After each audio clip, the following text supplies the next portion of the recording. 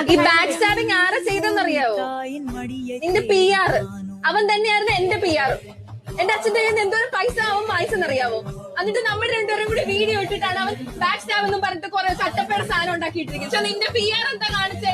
ഇതെല്ലാം കൂടി മിക്സ് ചെയ്തിട്ട് ശൈത്യ കട്ടപ്പ എന്ന് പറഞ്ഞിട്ട് എല്ലാവരുടെ മുമ്പിൽ ഇട്ടു. സത്യം പറഞ്ഞു കഴിഞ്ഞാല് ശൈത്യാനെ കട്ടപ്പ എന്നൊക്കെ വിളിച്ചു കഴിഞ്ഞാൽ വളരെയധികം കുറഞ്ഞു പോകുന്നതാണ് എന്റെ ഒരു അഭിപ്രായം. കട്ടപ്പ എന്നൊന്നല്ല വിളിക്കുന്നത്, നല്ല ഒന്നാന്തര വിഷമാണെന്ന് വേണമെങ്കിൽ പറയാം. നമ്മുടെ അനുമോളുടെ പഴയ ഫ്രണ്ടിനെ കുറിച്ചാണ് പറയുന്നത്. ആരും എത്ര പെട്ടെന്ന് മറന്നു കാണില്ല.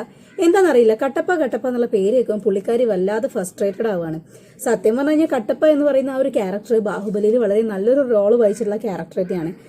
അയാളുടെ നിസ്സഹായ അവസ്ഥ കൊണ്ട് ബാഹുബലിനെ പിന്നീന്ന് കുത്തേണ്ടി വന്ന ഒരു അവസ്ഥയാണ്. പക്ഷേ കട്ടപ്പനെ കടത്തി വെട്ടുന്ന ഒരു തരം ക്യാരക്ടറാണ് ശൈത്യേണ്ടത്. ബിഗ് ബോസ് ഹൗസിനകത്തോട്ട് പോകുന്നതിന് മുമ്പ് തന്നെ എയർപോർട്ടിൽ വെച്ചിട്ട് അനുമോക്ക് PR ഉണ്ട് എന്നൊക്കെ ഘോരം പറയുന്നത് നമ്മൾ കേട്ടായിരുന്നു. 16 ലക്ഷമല്ല 15 ലക്ഷത്തിനാണ് PR. അദ്ദേഹം ബിഗ് ബോസ് ഹൗസിനകത്ത് കയറിയതിന് ശേഷമേ പറയുന്നുള്ളൂ എന്നൊക്കെ പറഞ്ഞായിരുന്നു. അപ്പൊ പുള്ളിക്കാരി എന്തൊക്കെയോ രണ്ടും കൽപ്പിച്ചിട്ടാണ് ആ ഒരു ഹൗസിനകത്തോട്ട് കയറിയത്.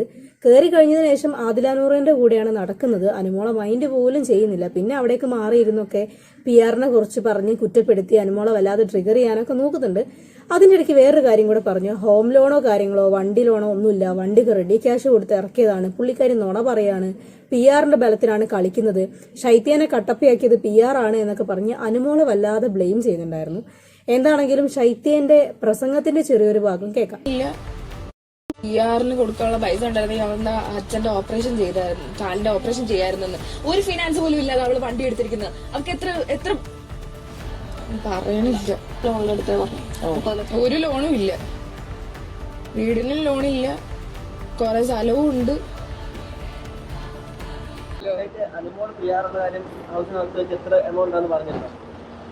അത് ഞാൻ അകത്ത് കയറുമ്പോ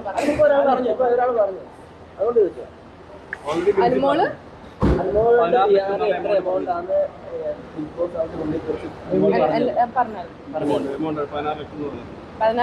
15 ലക്ഷം എന്ന് പറഞ്ഞു.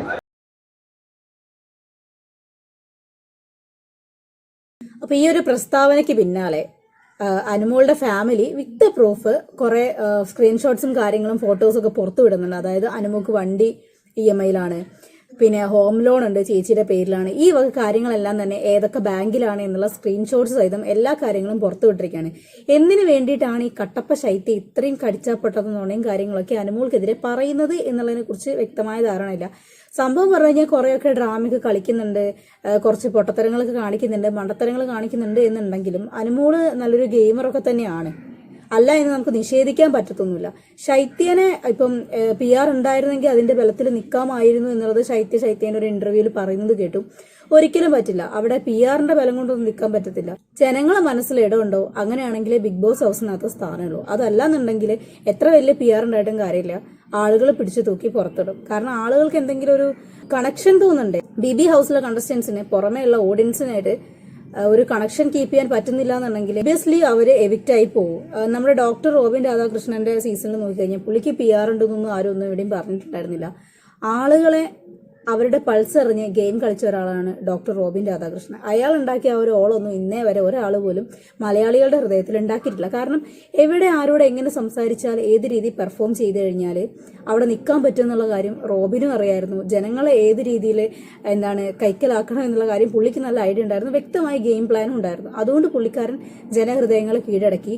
ബിഗ് ബോസ് ടൈറ്റിൽ വിന്നർ ദിൽഷയാണെന്നുണ്ടെങ്കിലും ആളുകളുടെ മനസ്സിൽ അത് ഡോക്ടർ റോബിൻ രാധാകൃഷ്ണൻ തന്നെയാണ്. റോബിന് കേസെടുക്കുകയാണെന്നുണ്ടെങ്കിൽ ടാസ്കിലോ കാര്യങ്ങളിലോ ഒന്നും അങ്ങനെ വിൻ ചെയ്തിട്ടുള്ള ഒരു കക്ഷി ആയിരുന്നില്ല ഡോക്ടർ റോബിൻ രാധാകൃഷ്ണൻ. എന്നിരുന്നാലും പുള്ളിക്ക് ജനങ്ങളുടെ ഹൃദയത്തിൽ ഇത്രയധികം ഒരു പ്ലേസ് കിട്ടിയിട്ട് എന്നുണ്ടെങ്കിൽ അവിടെ PR-ന്റെയോ ഗെയിമിന്റെയോ ഫിസിക്കൽ ടാസ്കിന്റെയോ ഒന്നും ബലത്തിലല്ല.